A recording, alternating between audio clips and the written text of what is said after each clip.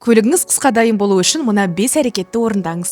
Ең алдымен әйнек жууға арналған бачоктағы суды төгіңіз, себебі алғашқы аязда ол қатып, бачок жарылып, шлангтар мұз болып қалуы мүмкін. Мұның бәрін жөндеу үшін жылы жерге барып, көлікті жылытуға тура келеді. Сондықтан бірден суды төгіп, незамерзайка құйыңыз. Екінші, антифриз бен тежеу сұйықтығын тексеріңіз, өйткені антифриз аз немесе ескі болса, аязда дұрыс жұмыс істемейді. Ал тежеу сұйықтығында ылғал жиналуы мүмкін. Бұл да өте қауіпті. Мұндай сұйықтықтарды әрбір 60 000 км сайын ауыстырып отырған жөн. Үшінші, аккумуляторды тексеріңіз. Әр аккумуляторда индикатор бар. Егер ол жасыл жанса, бәрі жақсы. Қызыл немесе қара жанса, аккумуляторды тезірек қуаттаңыз. Ал егер ақ жанса, электролитті толықтыру керек. Сондай-ақ клеммаларды тексеріңіз. Кір болса, міндетті түрде тазалаңыз. Бұлардың бәрін жасамасаңыз, алғашқы суықта көлігіңіз мүлде оталмай қалуы мүмкін. Төртінші, барлық резеңке тығыздағыштарды да өңдеңіз. Бұл жуудан кейін көліктегі есіктердің қатып қалмауы үшін қажет. Мұны жасау оңай. Силикон майын алып, барлық резеңкелерге жағып шығыңыз. Сонда есіктеріңіз кез келген аязда оңай ашылатын болады. Егер есікті кілтпен ашсаңыз, өзіңізбен бірге құлыптарға арналған мұз еріткіш алып жүрген жөн.